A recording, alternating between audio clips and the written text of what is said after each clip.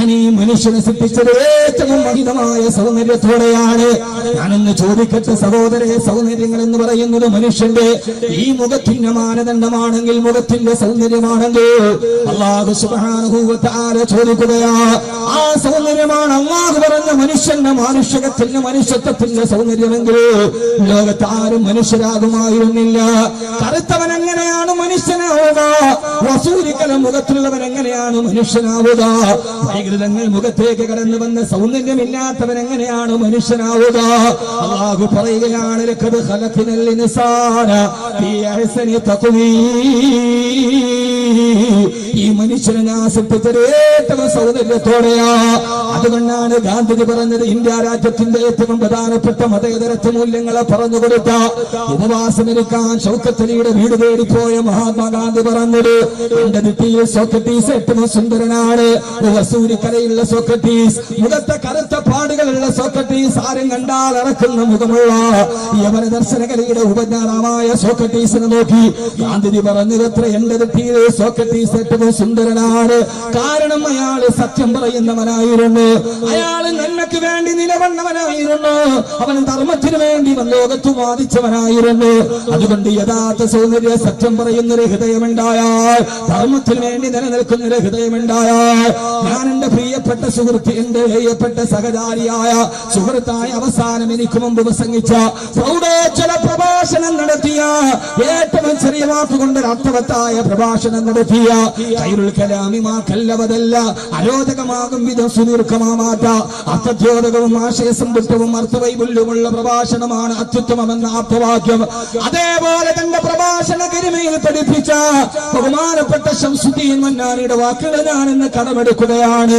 മനുഷ്യത്വം നടിച്ചുപോയത് അത് ഈ ലോകത്തിന്റെ വർഗീയതയിൽ മാത്രമല്ല, സാംസ്കാരിക ലോകത്തും മനുഷ്യത്വം മരവിച്ചു പോയ, എല്ലാ പൈസാധികതയിലോട്ട് കടന്നുപോയ, ലൈംഗികത അതിന്റെ അതിരുകൾ കടന്നുപോയ വർഗീയത ഈ രാഷ്ട്രീയ മേഖലയിൽ മാത്രമല്ല, മനുഷ്യനെ കാണാത്തത് കുടുംബത്തിൽ മനുഷ്യനില്ലാത്ത, സാമൂഹിക മേഖലകളിൽ മനുഷ്യനെ കാണാത്ത, സാംസ്കാരിക മേഖലയിൽ മനുഷ്യനെ കാണാത്ത എന്റെ പ്രിയപ്പെട്ട സഹോദരങ്ങളെ, ലൈംഗികത എന്ന കാമത്തിന്റെ വികാരങ്ങളെ പിടിച്ചു നിർത്താൻ കഴിയാതെ വീട്ടിലോട്ട് കടന്നു പോകുമ്പോ അടുക്കളയിൽ ജോലി ചെയ്യുന്ന പ്രിയപ്പെട്ട മാതാവിന്റെ ശരീരത്തിലെ കാമത്തിന്റെ പേക്കൂത്തുകാർക്കാൻ കടന്നു പിടിച്ച് മകന്റെ പരാക്രമത്തെ മുന്നിൽ അത്ഭുതപ്പെട്ടു പോയ മാതാവ് കടന്നു പിടയവേ, കടുത്തിന് പിടിമുറുകുമ്പോ മരിച്ചുപോയ മാതാവിനെ കാമാന്തതയിൽ കടന്നു പിടിച്ച മാതാവിന്റെ ശരീരം മരിച്ചു മലന്ന് കിടക്കുമ്പോ, മരിച്ചു കിടക്കുന്ന മാതാവിന്റെ ദിനം നൽകിയ മാതാവിന്റെ ശരീരത്തോട് പോലും കൂട്ടുകൾ കാണിച്ച മകന്റെ നാട്ടിലാണ് ഞാൻ ഈ പ്രസംഗം നടത്തുന്നത്. മാതാവിനെ പോലും ലൈംഗികമായി മരിച്ചു കിടക്കുന്ന ശവത്തിനോട് പോലും കാമം കാണിക്കുന്ന എന്നെ വേണ്ട കൊല്ലം ജില്ലയിൽ അടൂരിൽ 8ാം ക്ലാസ്സുകാരിയെ മരത്തിന് കെട്ടിയിട്ടിട്ട് പിച്ച് ചീന്തിയ ചിതറിപ്പോയ വളപ്പെട്ടുകളെ, പെണ്ണെന്ന പേര് വന്നാൽ ലോകത്ത് പകലിറങ്ങി നടക്കാൻ കഴിയാത്ത, ഇതേവരെ കേട്ടിട്ടില്ല നാം. 2.5 വയസ്സ് പോലും ഇല്ലാത്ത പാവപ്പെട്ട പെണ്ണിന് പെണ്ണെന്ന കാമത്തിന് 2 അക്ഷരം കിട്ടിയപ്പോ 2.5 വയസ്സുകാരിയെ തലസ്ഥാന നഗരിയിൽ മാനവംഗം ചെയ്ത് വലിച്ചെറിഞ്ഞ ലോകത്തോട് ഈ ഖുർആൻ എങ്ങനെയാണ് സംവദിക്കുക?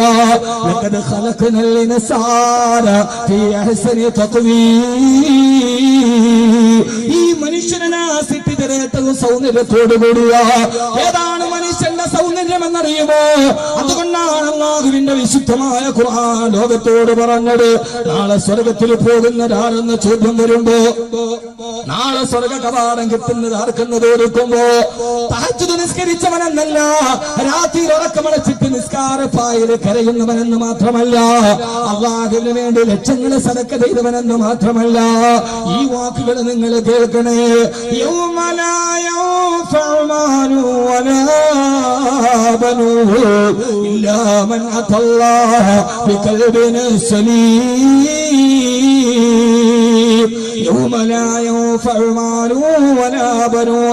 സന്താനങ്ങളെ സമ്പത്തുകളെ തിരിഞ്ഞു നോക്കാത്തൊരു ലോകത്ത് അല്ലാഹുവിന്റെ സ്വർഗത്തിന്റെ വാതിലുകൾ തുറക്കപ്പെടുന്നത് ഇല്ലാ മൻ അത്തല്ലാഹ ബിഖൽബിൻ സലീം.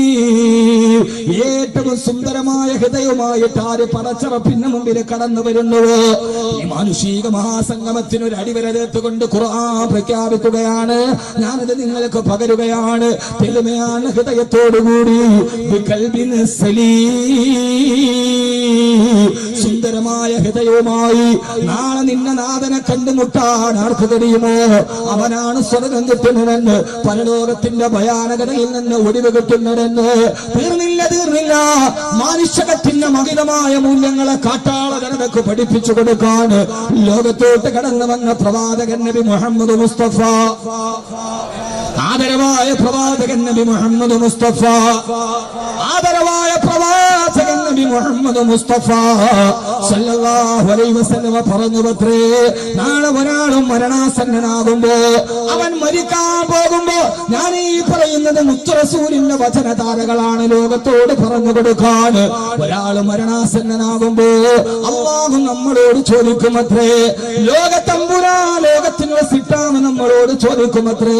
ഇത് അഹമ്മദ് കബീർ പറയുന്നതല്ല, ഇതേവരെ അസത്യൽ ലോകത്തോട് പറഞ്ഞിട്ടില്ലാത്ത അസാദിഖുൽ വഅദുൽ അമീൻ നബിയുനാ റസൂലുള്ളാഹ് സല്ലല്ലാഹു അലൈഹി വസല്ലമ, അല്ലാഹുവിന്റെ റസൂൽ പറയുന്നു, മരിക്കാൻ നേരത്തെ സക്കറാത്തിന്റെ മരണവേദനയിൽ പെടയുമ്പോ പ്രപഞ്ചത്തിന്റെ തമ്പുരാൻ ചോദിക്കുമത്രേ, യബ്ന ആദം, ആദമിന്റെ മോനെ, ആദമിന്റെ മോനെ, ആദമിന്റെ സന്തതിയെ,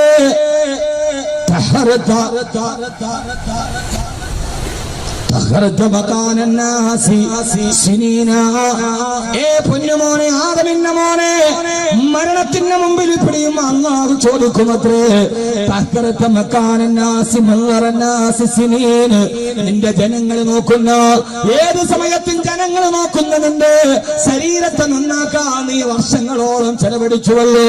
നിന്റെ മുഖത്തിന് സൗന്ദര്യം കൂട്ടാൻ, നിന്റെ ശരീരത്തിന് സൗഷ്ഠവം കൂട്ടാൻ, നിന്റെ മസിലുകൾക്ക് പേശികൾക്ക് ദൃഢതയുണ്ടാവാൻ, നിന്റെ മുഖത്തിന് സൗന്ദര്യം കിട്ടാൻ എല്ലാ ദിവസവും എത്ര മണിക്കൂറുകളാണ് നീ മാറ്റിവെച്ചത്.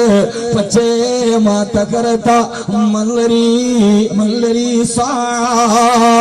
ഞാൻ നോക്കുന്ന നിന്റെ ഹൃദയത്തെ നന്നാക്കാൻ, ആ ഹൃദയത്തെ അലങ്കാരപ്പെടുത്താൻ ഒരു മണിക്കൂർ പോലും നീ മാറ്റിവെച്ചില്ലല്ലോ. ജഗൻ നീ എന്താ നിന്റെ ചോദ്യമാണ്. മരിക്കാൻ പോകുന്നവനെ, നാളെ വെളിച്ചമുള്ള ഹൃദയവുമായി സ്വർഗത്തിലേക്ക് വരേണ്ടവനെ, ജനങ്ങൾ ശ്രദ്ധിക്കുന്ന നിന്റെ ശരീരത്തിന്റെ അവയവങ്ങൾ സൗന്ദര്യവൽക്കരിക്കാൻ എത്ര ക്രീമുകളാണ് നീ തേച്ചത്. ഞങ്ങളെ ഓരോ ദിവസവും നിലക്കണ്ണാടിയുടെ മുമ്പിൽ എത്ര വർഷങ്ങളാണ് നീ മാറ്റിവെച്ചത്. പക്ഷേ ഞാനെന്ന് നോക്കുന്നു നിന്റെ ഹൃദയത്തെ മനോഹരപ്പെടുത്താൻ ഒരു മണിക്കൂർ പോലും, ഒരു നിമിഷം പോലും മാറ്റിവെച്ചില്ലല്ലോ.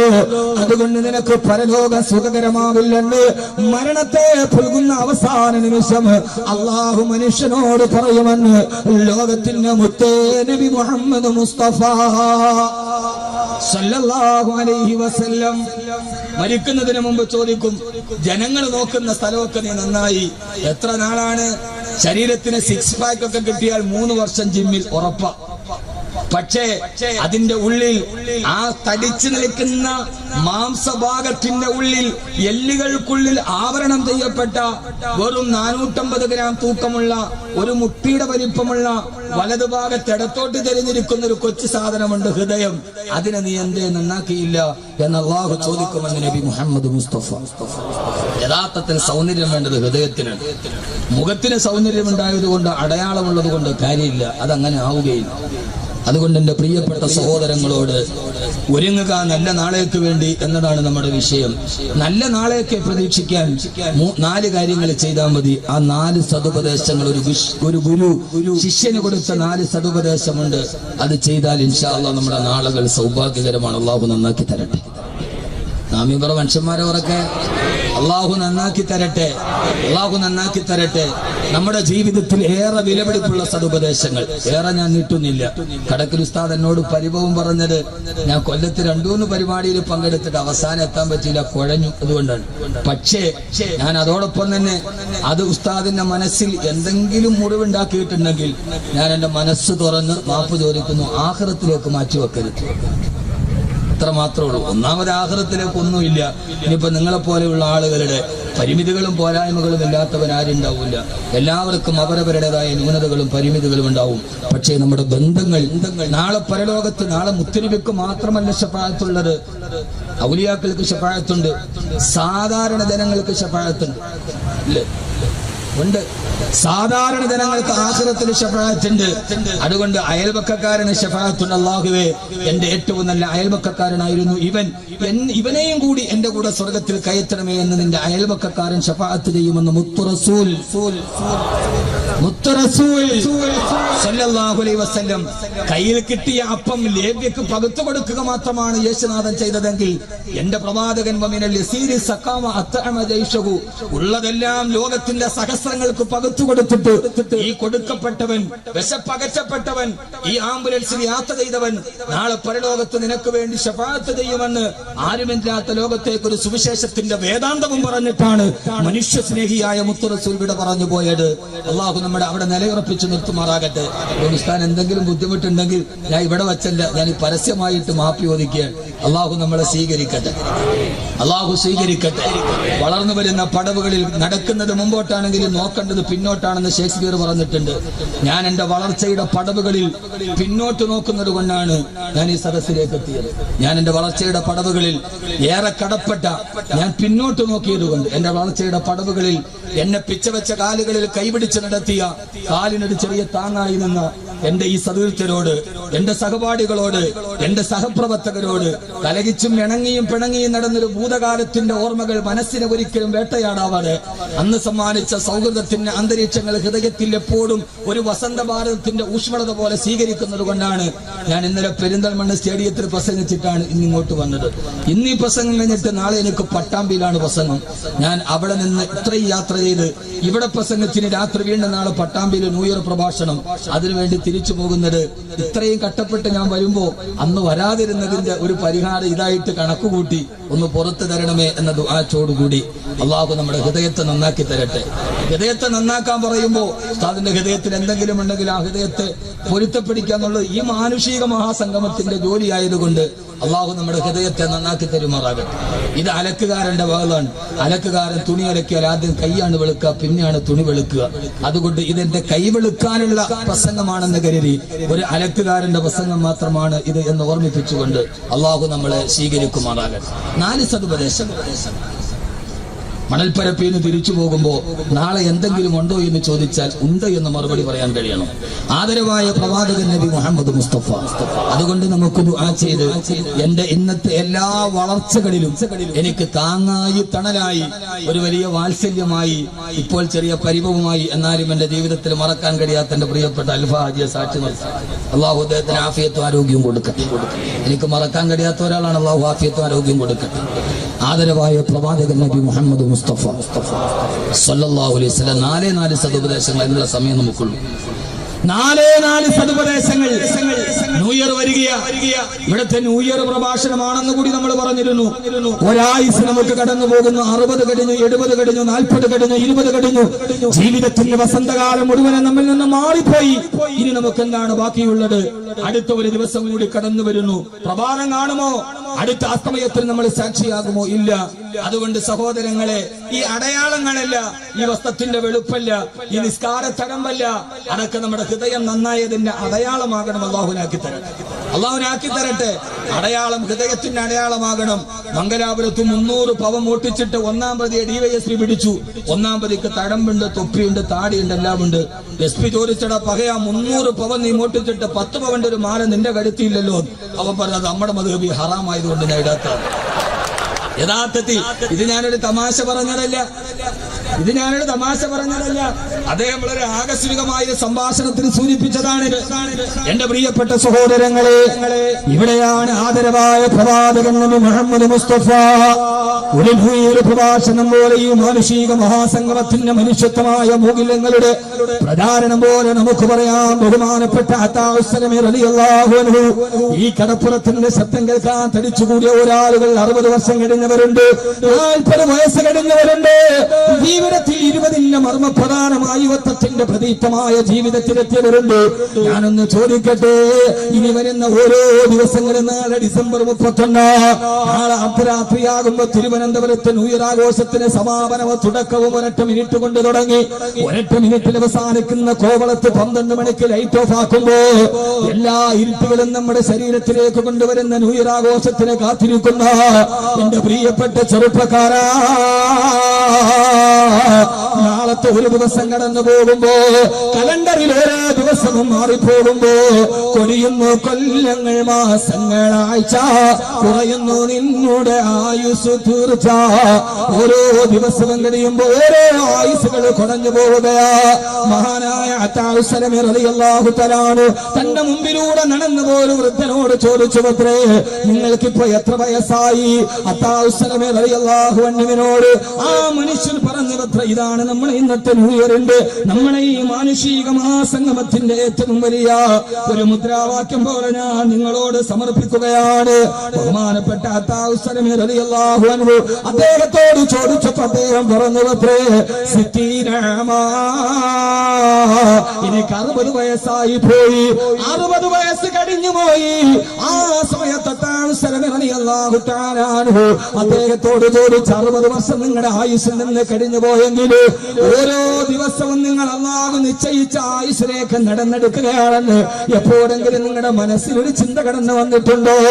അത് കേട്ട ഉടനെ വൃദ്ധനായ മനുഷ്യൻ പറഞ്ഞു, അത്രേ ഇന്നാ ലില്ലാഹി വ ഇന്നാ ഇലൈഹി റാജിഊൻ, ഇന്നാ ലില്ലാഹി വ ഇന്നാ ഇലൈഹി റാജിഊൻ. മഹാനവറുകൾ നമ്മളൊക്കെ പറയുന്ന അത്ഭുതകരമായ ഒരു കാര്യം കേൾക്കുമ്പോ പറയേണ്ട വാക്കാണ്, ഇസ്തിർജാഇന്റെ വാക്കാണ്. അദ്ദേഹം അത് പറയുമ്പോ അത്താഉ സലമി റളിയല്ലാഹു അൻഹു ചോദിച്ചു, നിങ്ങൾ അതിന്റെ അർത്ഥം എന്നാണ് ഗ്രഹിച്ചിട്ടാണോ പറയാ?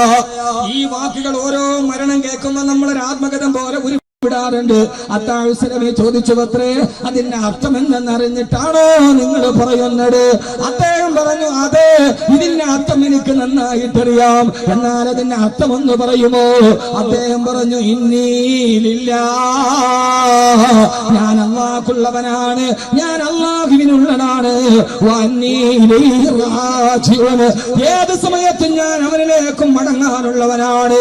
ഈ മണൽത്തരിയിൽ ഒരുമിച്ച് കൂടിയ മഹോന്നതമായ മനസ്സിന്റെ ഉടമകളെ ഒന്നാലോചിച്ചു നോക്കിയാൽ, ഇന്നീലില്ലാഹ്, ഞാൻ അല്ലാഹുവിന് വേണ്ടിയാണ്, ഞാൻ അല്ലാഹുവിനോടാണ്, ഇന്നീലില്ലാഹ്, ഞാൻ എന്റെ റബ്ബിനോടാണ് എന്ന് പറഞ്ഞാൽ എന്റെ കാര്യത്തിൽ ഏത് തീരുമാനമെടുക്കാനും അവന് അവകാശമുണ്ട്.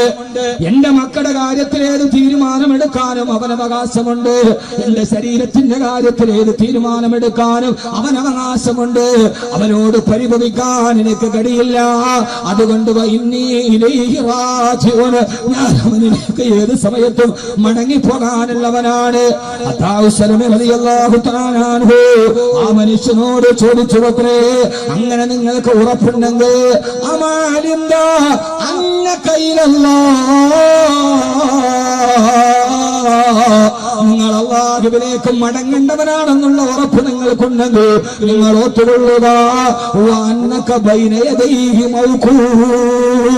അത് നിങ്ങൾക്ക് ഉറപ്പുള്ള കാര്യമാണെങ്കിൽ നിങ്ങൾ ഒരു കാര്യം കൂടി ഉറപ്പിച്ചു കൊള്ളുക, അന്നക ബൈന യദൈഹി മൗഖൂഫ്, നാളെ അല്ലാഹുവിന്റെ മുമ്പിൽ നിങ്ങൾ നിൽക്കേണ്ടവനുമാ, നാളെ പടച്ചറപ്പിന്റെ മുമ്പിൽ നിങ്ങൾ നിൽക്കേണ്ടവനാണ്. ഇത് കേട്ട ഉടനെ യൗമ യഖൂമുൻ നാസു ലിറബ്ബിൽ ആലമീൻ, അല്ലാഹുവിന്റെ ഖുർആൻ പറഞ്ഞതുപോലെ നാളെ അല്ലാഹുവിന്റെ മുമ്പിൽ എഴുന്നേറ്റ് നിൽക്കേണ്ടവരാ. ഇമാമുനാ ഖുർത്തുബി റളിയല്ലാഹു തആല ഇതിനെ തഫ്സീർ രേഖപ്പെടുത്തുമ്പോ മഹാനവറുകൾ പറഞ്ഞത്, അല്ലാഹുവിന്റെ മുമ്പിൽ പേടിയോടെ എഴുന്നേറ്റ് നിൽക്കണമെന്ന് തന്നെയാണ് ഈ ആയത്തിന്റെ സമർത്ഥനമുള്ളത്. നാളെ അല്ലാഹുവിന്റെ മുമ്പിൽ നിൽക്കേണ്ടവരാ. രണ്ടാമത് അത്താഉ സലമി പറഞ്ഞു, അത്രേ നാളെ റബ്ബിന്റെ മുമ്പിൽ എഴുന്നേറ്റ് നിൽക്കണമെന്ന് ബോധമുണ്ടെങ്കിൽ അതോടൊപ്പം ഒന്നുകൂടി ചിന്തിച്ചു കൊള്ളുക, വഅന്നക ബൈന യദൈഹി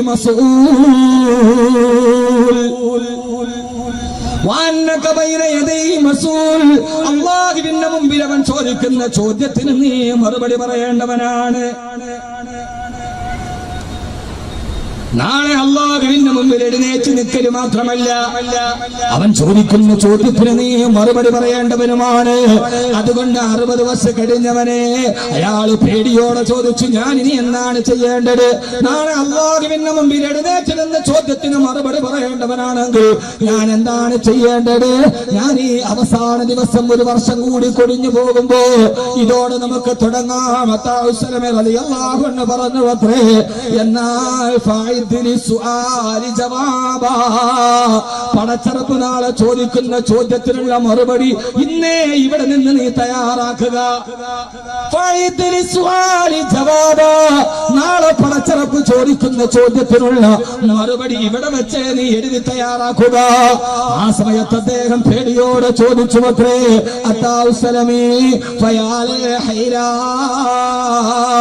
അള്ളാന്റെ ചോദ്യത്തിൽ നിന്ന് രക്ഷപ്പെടാനുള്ള, അള്ളാഹുവിന്റെ ചോദ്യത്തിൽ നിന്ന് രക്ഷപ്പെടാനുള്ള എന്തെങ്കിലും ഒരു തന്ത്രം നിങ്ങൾക്ക് പറഞ്ഞു തരാൻ കഴിയുമോ?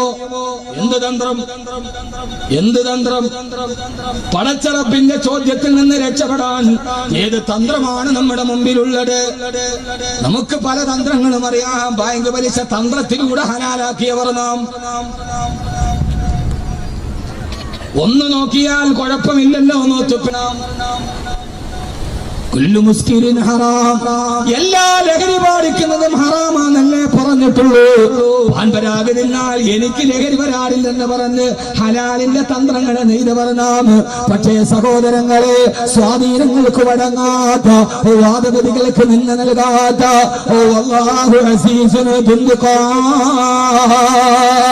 അല്ലാഹുവിനെ കുറിച്ച് പറഞ്ഞ വിശേഷണങ്ങളിൽ, അല്ലാഹുവിനെ കുറിച്ച് പറഞ്ഞ വിശേഷണങ്ങളിൽ നമുക്ക് ഏറ്റവും ആശ്വാസം നൽകുന്ന വിശേഷണം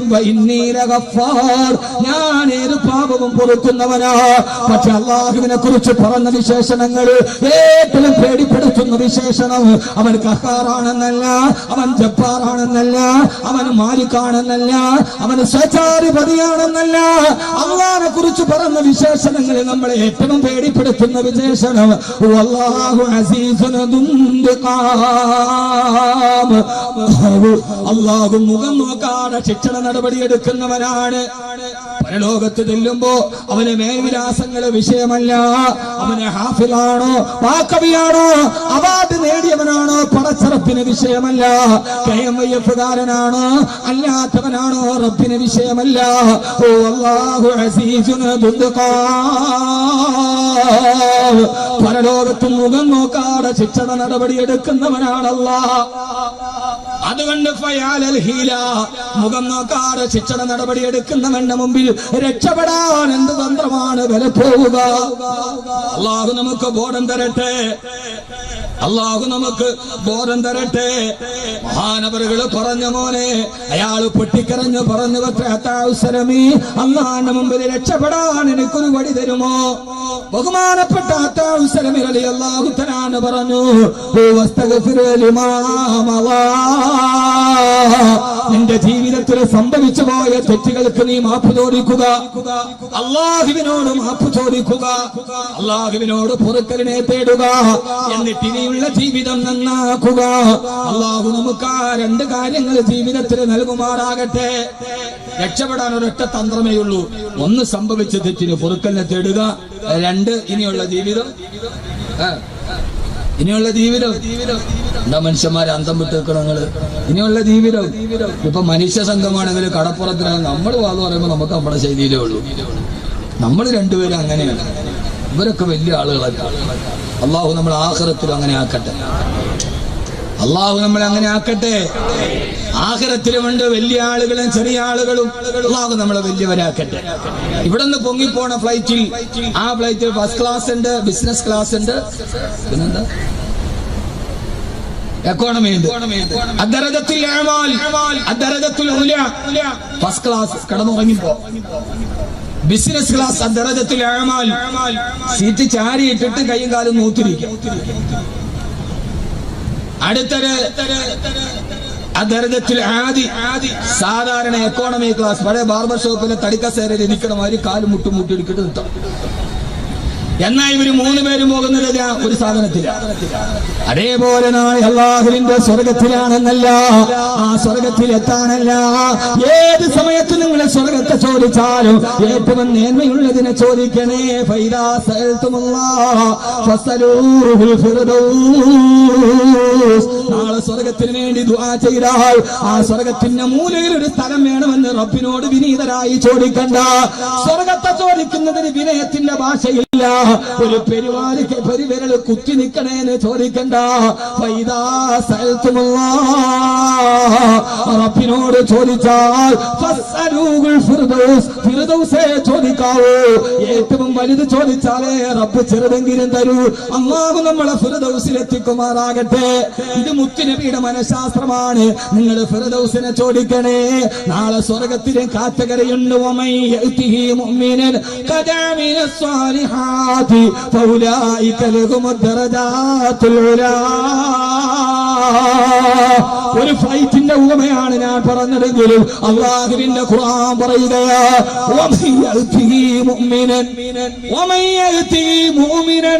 ഈ പറയുന്നതൊക്കെ കേട്ടിട്ട് ഹൃദയത്തിന്റെ ഉള്ളിൽ ഈമാനിനെ നിറച്ചിട്ട് അവൻ ഈമാനോടെ വരികയാണ്. എന്നിട്ട് സൽക്കർമ്മം ചെയ്യാൻ അവൻ മുന്നോട്ട് വരുമ്പോ ഈ സൽക്കർമ്മങ്ങൾ ഈ പാലിയേറ്റീവ് കെയർ യൂണിറ്റുകൾ സഹോദരങ്ങളെ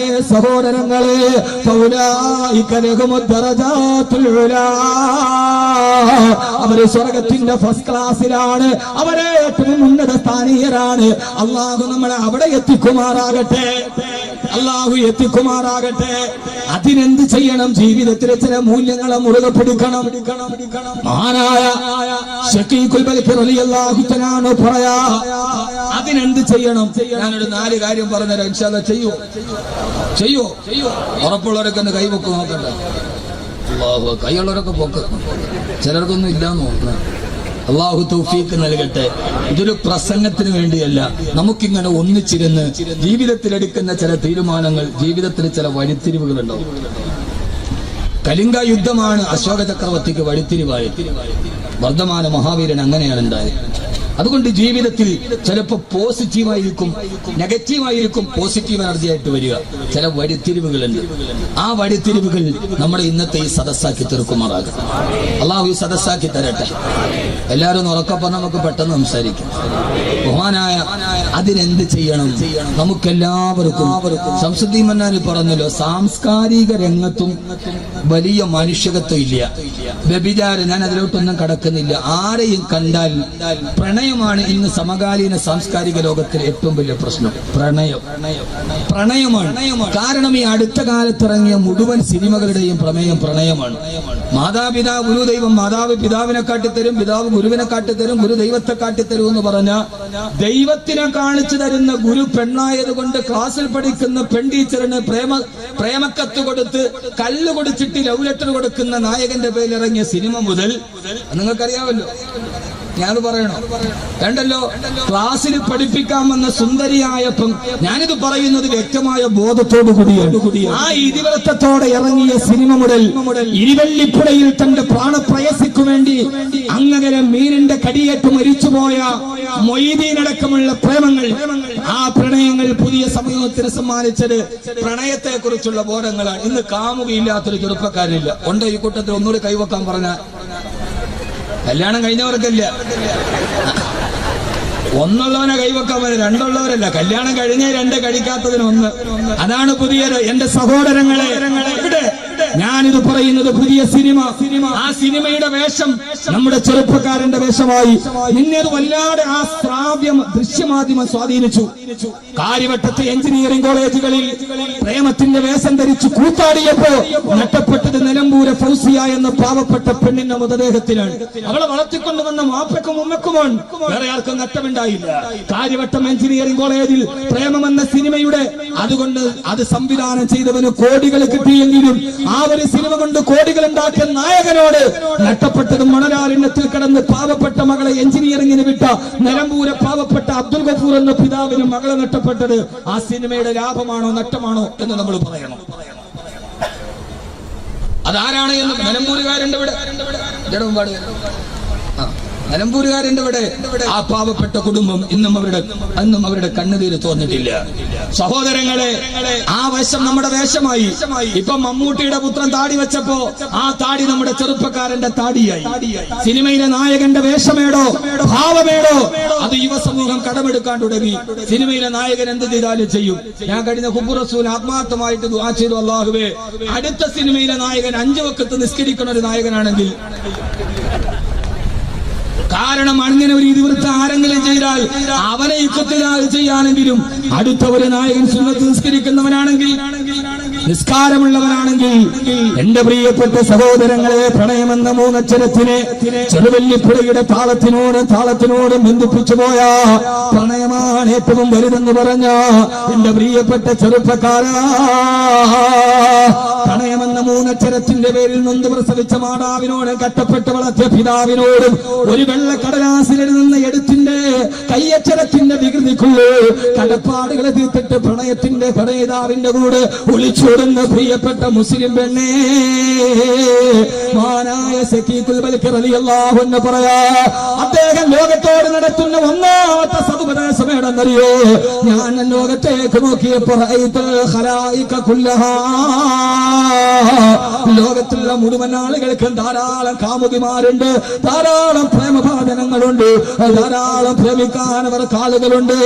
അവരെല്ലാവരും പ്രേമത്തിന്റെ പ്രണയത്തിന്റെ അക്ഷരത്തിൽ കാമുകളുമായി കൈപിടിച്ച് നടക്കുമ്പോ അവർക്ക് ധാരാളം കാമുകിമാരും കൂട്ടുകാരും ഉണ്ടെന്നിരിക്കെ, പക്ഷേ ആ കൂട്ടുകാരൊക്കെ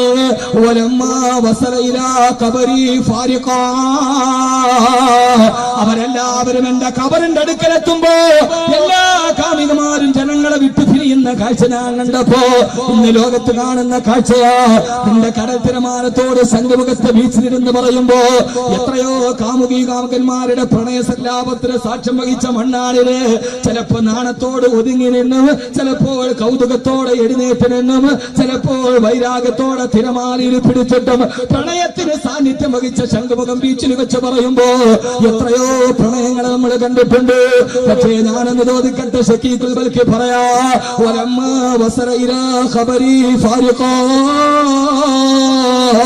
എല്ലാ സ്നേഹിതന്മാരും കബറിന്റെ അടുക്കൽ വരുമ്പോ അവരെല്ലാം എന്നെ ഇട്ടിട്ട് പിരിഞ്ഞു പോകുമ്പോ ഒരു കാമുകി പോലെ കബറിന്റെ അടുക്കലേക്ക് വന്നിട്ടില്ല.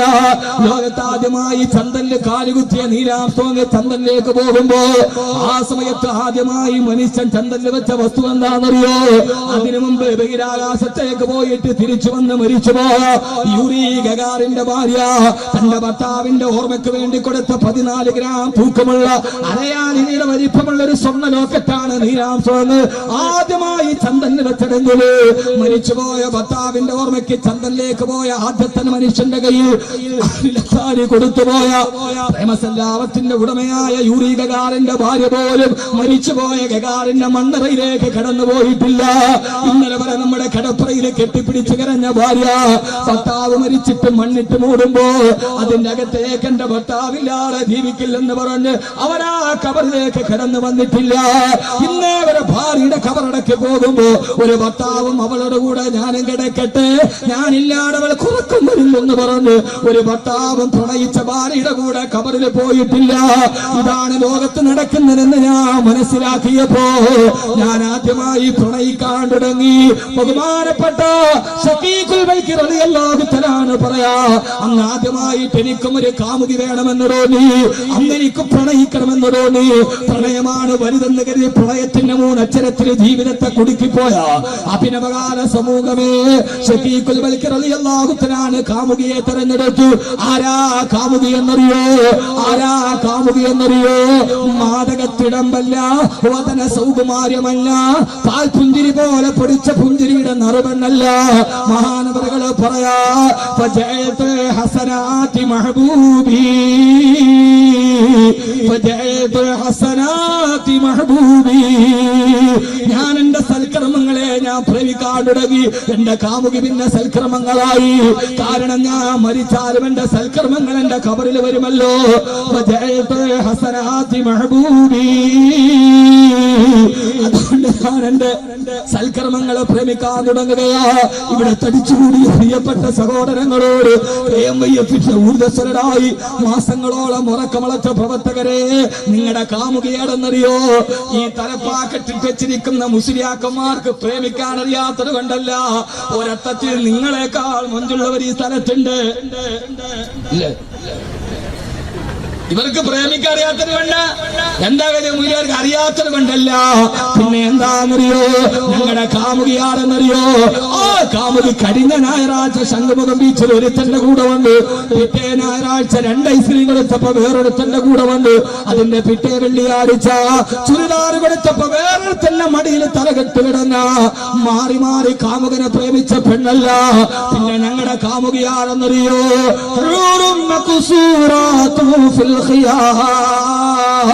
فبأي آلاء ربكما تكذبان لم يطمسهن إنس قبلهم ولا جان.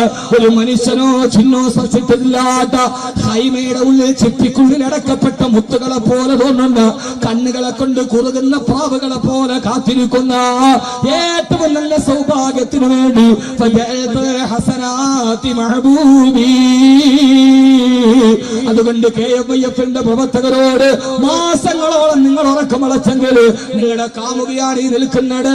ഈ ഇരിക്കുന്നത് നിങ്ങളുടെ കാമുകിയാണ്. ആരും ഇതേവരെ ജീവിതത്തിന്റെ 2 അറ്റം വരെ മുതൽ കൂട്ടുമുട്ടിക്കാൻ കഴിയാതെ മൾട്ടി സൂപ്പർ സ്പെഷ്യാലിറ്റികളുടെ കത്രിക പൂട്ടിന് തര വെച്ച് കൊടുക്കാൻ കഴിയാതെ മൾട്ടി സൂപ്പർ സ്പെഷ്യാലിറ്റി കൊണ്ട് നമുക്ക് കിട്ടിയ ഗുണമേടാ. മരിക്കുന്ന നേരത്ത് മക്കളോടൊരു സലാം പറയാൻ കഴിയാതെ, ഭാര്യയോടൊന്ന് വിട പറയാൻ കഴിയാതെ, നന്ദുകളൊക്കെ ഉമ്മയുടെ കയ്യിൽ പിടിച്ചിട്ട് എന്തെങ്കിലും വന്നെങ്കിലും പൊരുത്തപ്പെടണേന്ന് പറയാൻ കഴിയാതെ, വെന്റിലേറ്ററിൽ കിടന്നിട്ട് ആരും അറിയാതെ മരിച്ചിട്ട് 6 മണിക്കൂർ കഴിഞ്ഞ് വെളിയിൽ വരാമെന്നല്ലാതെ. എന്റെ പൊന്നു സഹോദരങ്ങളെ, അല്ലാഹു നമ്മളെ കാക്കട്ടെ. ഐസുവിൽ കിടന്നും മരിക്കരുത്. മരിക്കുന്ന നേരത്ത് ഭാര്യയോടൊരു സലാം പറയണം. മക്കളുടെ കയ്യിൽ നിന്നൊരു തുള്ളി വെള്ളം കോരി കുടിക്കണം. എന്നിട്ട് ഉപ്പാന്റെ ഉമ്മാന്റെ കൈ പിടിച്ച് പൊരുത്തം ചോദിച്ച് കലിമ പറഞ്ഞു മരിക്കാൻ അവസരം കിട്ടണം. അങ്ങനെയുള്ള മൾട്ടി സൂപ്പർ സ്പെഷ്യാലിറ്റി ഹോസ്പിറ്റലിൽ പോകാൻ കഴിയാതെ തിരുവനന്തപുരം മെഡിക്കൽ കോളേജിന്റെ വരാന്തയിൽ കീറിപ്പോയ പായ വിരിച്ചിട്ട് അവിടെ ഒരു നേരത്തെ ഭക്ഷണത്തിന് വെളിയിലോട്ട് നോക്കി നിൽക്കുന്ന പാവപ്പെട്ടവർക്ക് കഞ്ഞി വെച്ച് കൊടുക്കുന്നുണ്ട് റമദാനിൽ KFIFകാർ. ഇതാണ് ഹസനാത്തി മഹബൂബി. എല്ലാ പ്രണയിമാരും ഖബറിലെത്തിയാൽ തിരിച്ചു പോകുമെന്നുറപ്പായപ്പോ ഹസനാത്തി മഹബൂബി, ഞാൻ ഈ നന്മകളെ എന്റെ കാമുകയാക്കി. അല്ലാഹു തൗഫീഖ് നൽകട്ടെ. ആമീൻ പറ മനുഷ്യന്മാരെ, ആമീൻ പറ മനുഷ്യന്മാരെ. അല്ലാഹു നമ്മുടെ ഈ സൽക്കർമ്മങ്ങളെ അല്ലാഹു നമ്മുടെ പ്രണയിനികളാക്കി തരട്ടെ. ഒന്നാമതെന്റെ സഹോദരങ്ങൾ, ഈ പുതുവത്സര പ്രശ്ന പ്രഭാഷണത്തിൽ സഹോദരിമാരെ ചെയ്യാനുള്ള ഒന്നാമത്തെ സതുപദേശം ഹസനാത്തി മഹബൂബി, ഏറ്റവും നല്ല സൽക്കർമ്മങ്ങള്. എന്നിട്ട് ശഖീഖുൽ മൽകി റളിയല്ലാഹു തആല പറയാ, നാളെ ഖബറിൽ ഏറ്റവും കൂട്ടു നിൽക്കുന്ന കൂട്ടുകാരനായ പ്രണയിനി വജഅൽതുൽ ഖുർആനൽ കരീം, ഞാൻ ഖുർആനിനെ പ്രണയിക്കാൻ തുടങ്ങി. അല്ലാഹു തൗഫീഖ് നൽകട്ടെ. പിന്നീട് എനിക്ക് പ്രണയം ഖുർആനോടായി. യുവാൻ ശങ്കർ പ്രേമിച്ചതുപോലെ, ഇളയരാജയുടെ മകൻ പ്രേമിച്ചതുപോലെ ഞാൻ ഖുർആനിനെ പ്രേമിക്കാൻ തുടങ്ങി. കാരണം ഖുർആനാണല്ലോ എന്റെ ഖബറിലെ ഏറ്റവും വലിയ നന്മ. ഖുർആനാണല്ലോ നമ്മുടെ ഖബറിലെ ഏറ്റവും വലിയ നന്മ. അള്ളാഹു സ്വീകരിക്കട്ടെ. സെൻട്രൽ ജുമാ മസ്ജിദിൽ നിൽക്കുമ്പോ ഞാൻ അൽഫാജിയുടെ തുടങ്ങിയ ഖുർആൻ ഇപ്പോഴും അങ്ങനെ തന്നെയുണ്ട്. അതാണ് കൂട്ടുകാർ, അവരുടെ ദുആ. അള്ളാഹു അങ്ങനെ ആക്കട്ടെ. ഖുർആൻ എന്ന മാനുഷികത്തിന്റെ ആമുഖ പുസ്തകത്തെ, ലോകത്തിന്റെ അത്ഭുതത്തെ, ചെറുപ്പക്കാരാ, ഖുർആൻ ലോകത്തിന്റെ അത്ഭുതമാണ്. ഖുർആൻ ലോകത്തിന്റെ അത്ഭുതമാണെന്ന് തെളിയിക്കാൻ കോപ്പർനിക്കസ് വേണ്ട, കെയ്ലോ പൗലോ വേണ്ട, ആൽബർട്ട് ഐൻസ്റ്റീൻ വേണ്ട, സോക്രട്ടീസ് വേണ്ട, അരിസ്റ്റോട്ടിൽ വേണ്ട. ഒരൊറ്റ 3 അക്ഷരം മതി. എത്ര അക്ഷരം? ഒരൊറ്റ അക്ഷരം, 3 അക്ഷരം മതി. ഖുർആൻ. ഞാൻ എന്റെ ചെറുപ്പക്കാരോട് പറയാ, വരി നീ പോർനിലങ്ങളിലേക്ക്. ലോകത്തിന്റെ ബാത്തിലുകളെ വലിച്ചെറിയ്. എന്നിട്ട് ഖുർആനിന്റെ പടകത്വരിയുടെ ധ്വജവാഹകരായി ചരിത്രത്തിന്റെ മുമ്പിലേക്ക് നടക്കാനുള്ള ഊർജ്ജം സംഭരിക്കും. ഖുർആൻ ലോകത്തിന്റെ അത്ഭുതമാണെന്ന് ഇപ്പൊ ഞാൻ ഈ സദസ്സിൽ തെളിയിച്ചു തരാം. വേണോ? ബിസ്മില്ലാഹിർ റഹ്മാനിർ റഹീം. തബ്ബത് യദാ അബീ ലഹബിൻ വതബ്ബ മാ ഗനാ അൻഹു മാലുഹു വമാ കസബ സയസ്ലാ നാരൻ ذات لهب وامرأته حمالة الحطب في جيدها حبل من مسد. ഇതിലൊരൊറ്റ ആയത്ത് മതി, ശാസ്ത്രം പറയണ്ട, കെമിസ്ട്രി പറയണ്ട. ആദരവായ പ്രവാചകൻ നബി മുഹമ്മദ് മുസ്തഫ, ആദരവായ പ്രവാചകൻ നബി മുഹമ്മദ് മുസ്തഫ സല്ലല്ലാഹു അലൈഹി വസല്ലം ഖുർആൻ ഇറങ്ങുമ്പോൾ അബൂലഹബിനെ പരാമർശിച്ചുകൊണ്ടിറങ്ങിയ ആയത്താ. അബൂലഹബിനെ നോക്കിയിട്ട് അല്ലാഹു പറഞ്ഞു, അബൂലഹബേ സയസ്ലാ നാരൻ ذات لهب. അബൂലഹബ് നാളെ നരകത്തിന്റെ അവകാശിയാ, നാളെ നരകത്തിന്റെ അവകാശിയാ. അല്ലാഹു പറഞ്ഞത് പിന്നീട് അബൂലഹബ് നരകത്തിൽ പോകുമെന്ന്. അബൂലഹബേ കെരിമ പറയാണ്, മരിച്ചുപോയാൽ നാളെ നീ നരകത്തിന്റെ അവകാശിയാ. അബൂലഹബ് മാത്രമല്ല, അവന്റെ ഭാര്യ ഉമ്മു ജമീല നാളെ നരകത്തിലാ. എന്നിട്ട് ഖുർആൻ പറഞ്ഞു, ഉമ്മു ജമീല എന്ന ലോകത്തിന്റെ അഹങ്കാരത്തിന്റെ പ്രതീകമായ പെണ്ണിനെ കുറിച്ച് അവരുടെ കഴുത്തിൽ നാളെ ഈത്തപ്പന ഓലയുടെ നാര് കൊണ്ടുണ്ടാക്കിയ ഒരു ഈത്തപ്പന നാര് കൊണ്ടുണ്ടാക്കിയ മാല എണയിക്കപ്പെടുമെന്ന്. ഉമ്മു ജമീലയുടെ കഴുത്തിന്റെ ഉള്ളിൽ ഈത്തപ്പന നാര് കൊണ്ടുണ്ടാക്കിയ മാല എണയിക്കപ്പെടുമെന്ന് ഖുർആൻ പറഞ്ഞപ്പോ ഇപ്പഴല്ല സയസ്ലാ. പിന്നീട് ഈ ഖുർആന്റെ ആയത്തിറങ്ങിയപ്പോ ഉമ്മു ജമീല എന്ത് ചെയ്തെന്നറിയോ? ആ അറബി നാട്ടിലെ ഏറ്റവും വിലപിടിപ്പുള്ള മരതകരത്തിന്റെ മാലയെടുത്ത് തന്റെ കഴുത്തിലിട്ടുണ്ട്. അറബ് നാടിനോട് പറയുമായിരുന്നു, അത്രേ ഇത് മുഹമ്മദിന്റെ ഖുർആനിനെ തോൽപ്പിക്കാനാ എന്റെ കഴുത്തിൽ ഈത്തപ്പന നാരിന്റെ മാല കിടക്കുകയോ എന്ന് പറഞ്ഞിട്ട് കഴുത്തിട്ടിൽ എത്തത്തിന്റെ മാലയിട്ടിട്ട് ഉമ്മു ജമീല നടന്നു പോയടാ. പക്ഷെ എന്റെ പ്രിയപ്പെട്ട ചെറുപ്പക്കാരാ, ഖുർആൻ മാനുഷികമാണ്. കാരണം എന്താ? നാളെ അബൂലഹബ് മുസ്ലിം ആവാതെ മരിച്ചു പോയാലല്ലേ നരകം കിട്ടുകയുള്ളൂ.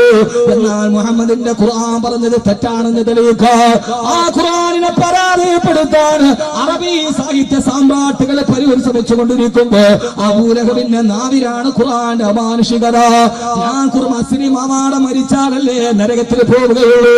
മുത്തുനബിയുടെ ചാരത്ത് വന്നിട്ട് അശ്ഹദു അല്ലാ ഇലാഹ ഇല്ലല്ലാഹ് എന്നെങ്ങാനും അബൂലഹബ് പറഞ്ഞിരുന്നെങ്കിൽ ഖുർആൻ കാലത്തിന്റെ ചവട്ടുകൊട്ടകളിലേക്ക് വലിച്ചെറിയപ്പെടുമായിരുന്നു. അബൂലഹബിന്റെ നാവിന് മുമ്പ് ഉത്ബത്തുബ്നു റബീഅടക്കമുള്ള സാഹിത്യ തമ്പുരാക്കന്മാർ പേപ്പറുകളിൽ ഖുർആന്റെ വെല്ലുവിളി സ്വീകരിക്കാൻ വേണ്ടി ഒരു സൂറത്ത് പാടുപെടുമ്പോ ഇന്നഹു ഫക്കറ വഖദ്ദറ ഫഖുതില കൈഫ ഖദ്ദറ സുമ്മ ഖുതില കൈഫ ഖദ്ദറ സുമ്മ നളറ. അവരങ്ങോട്ടും ഇങ്ങോട്ടും തിരിഞ്ഞും കിടന്നും മരിച്ചും ദിവസങ്ങളോളം ഒരായത്തിന് പകരം വെക്കാൻ ഒരായത്തെഴുതാമോ പരാജയപ്പെടുമ്പോ അബൂലഹബിന്റെ നാവിൻ മുമ്പിൽ ഖുർആന്റെ പരാജയം ഇരിക്കുകയാ. ലാ ഇലാഹ ഇല്ലല്ലാഹ് എന്ന അബൂലഹബ് പറഞ്ഞിരുന്നെങ്കിൽ പിന്നെ ഖുർആൻ ലോകത്തുണ്ടാകുമായിരുന്നില്ല. പക്ഷേ അബൂലഹബിന്റെ നാവിൻ മുമ്പിൽ 24 അക്ഷരത്തിന് ഖുർആനിനെ പരാജയപ്പെടുത്താൻ കഴിയുമെന്നിരിക്കെ ഈ ലോകാവസാനം വരെ അത് പറയാൻ റബ്ബ് തൗഫീഖ് കൊടുത്തില്ലെങ്കിൽ അന്ന് അബൂലഹബ് അല്ലാഹുവിന്റെ റസൂലിന്റെ സവിധത്തിൽ വന്നിട്ട് ലാ ഇലാഹ ഇല്ലല്ലാഹ് എന്നൊന്ന് പറഞ്ഞിരുന്നെങ്കിൽ പിന്നെ കീരോ പൗരജനിക്കുമായിരുന്നില്ല, പിന്നെ കെട്ടി സ്റ്റീവൻസ് യൂസുഫുൽ ഇസ്ലാം ആകുമായിരുന്നില്ല, പിന്നെ ക്യാപ്റ്റൻ ജാക്കസ്റ്റോ മുസ്ലിം ആകുമായിരുന്നില്ല. 994 നോബൽ സമ്മാനത്തിന് പേരുകെടുക്കപ്പെട്ട നാലപ്പാട്ട ചന്ദനക്കെട്ടിൽ കിടന്ന മാടവിക്കുട്ടി തിരുവനന്തപുരത്തെ പാളയം പള്ളിയുടെ മഹാഗണി വൃക്ഷത്തിന്റെ ചുവട്ടിലൊടുങ്ങുമായിരുന്നില്ല. അതുകൊണ്ട് ലോകത്തിന്റെ ഒരേ ഒരു നാവിൻ തുമ്പിനാ ഖുർആന്റെ പരാജയമുണ്ടെന്നിരിക്കെ അത് പറയാൻ കഴിയാതെ ലോകത്തെ പരാജയപ്പെടുത്തിയ അല്ലാഹുവിന്റെ വിശുദ്ധ ഖുർആൻ. ആ ഖുർആനിനെ ഖുർആനിനെ ഫജഅൽതു ഹസനാതി മഹബൂബി ആ ഖുർആനിനെ ഞാൻ പ്രണയിക്കാൻ തുടങ്ങി ആ ഖുർആനിനെ ഞാൻ പ്രണയിക്കാൻ തുടങ്ങിയെന്ന് മഹാനായ ശഖീഖുൽ ബൽഖി റളിയല്ലാഹു തആല അൻഹു സമയം വളരെയേറെ പരിമിതമായതുകൊണ്ട് എന്റെ പ്രിയപ്പെട്ട സഹോദരങ്ങളോട് ഖുർആനിനെ ഏറ്റവും വലിയ നന്മയെ പ്രണയിനിയാക്കുക. രണ്ടാമത്തെ സതുപദേശം ഞാൻ അല്ലാഹുവിന്റെ വാക്ക് കണ്ടു. ഒരിക്കൽ ഞാൻ അല്ലാഹുവിന്റെ വാക്ക് കണ്ടു. മഹാനായ ശഖീഖുൽ ബൽഖി റളിയല്ലാഹു അൻഹു പറയാ, രണ്ടാമത്തെ സതുപദേശം എല്ലാ ജനങ്ങളും അവരുടേതായ സ്വത്തുക്കൾ, വിലപിടിപ്പുള്ള സ്വത്തുക്കൾ അവർ നാളേക്ക് വേണ്ടി കൂട്ടിവെക്കുന്നത് ഞാൻ കണ്ടപ്പോ ധാരാളം ആളുകൾ വിലപിടിപ്പുള്ള സ്വത്തുക്കൾ അവരുടെ സമ്പാദ്യത്തിൽ കൂട്ടിവെക്കുന്നത് ഞാൻ കണ്ടു. ഇപ്പൊ നമ്മൾ കാണുന്ന അങ്ങനെയാണ്, സ്വർണം കൂട്ടിവെക്കുന്നു, വസ്തു റിയൽ എസ്റ്റേറ്റ് കൂട്ടിവെക്കാൻ കഴിഞ്ഞ വർഷം വാങ്ങിക്കുക, ഈ വർഷം കൊടുക്കുക, കായ് കിട്ടും. അള്ളാഹു ഇത് ചെയ്യുന്നവർക്ക് ബറക്കത്ത് കൊടുക്കട്ടെ, അള്ളാഹു അതിന് ഐശ്വര്യം കൊടുക്കട്ടെ. പക്ഷേ സഹോദരങ്ങളെ, സമയം രണ്ടാമത്തെ സതുപദേശം ഇതേ എനിക്ക് നിങ്ങളോട് പറയാനുള്ളൂ. കാരണം എന്തെന്നറിയോ, ഇതിന് പുറത്തേക്ക് എന്താ പറയുക, എല്ലാ ആളുകളും ധാരാളം ചരക്കുകളെ നാളത്തേക്ക് വേണ്ടി മാറ്റിവെക്കുന്നത് ഞാൻ കണ്ടപ്പോ ആ സമയത്താണ് പടച്ചറപ്പിന്റെ വാക്ക് ഞാൻ കണ്ടത്.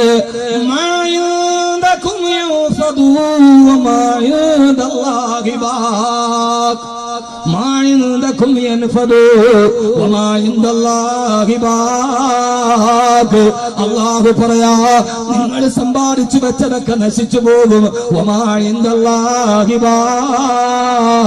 അള്ളാന്റെ സമക്ഷത്തിലുള്ളതേ ബാക്കിയാവുകയുള്ളൂ. നിങ്ങൾ സമ്പാദിച്ചതൊക്കെ ഒരു നാള് നശിച്ചു പോകുന്നതാ.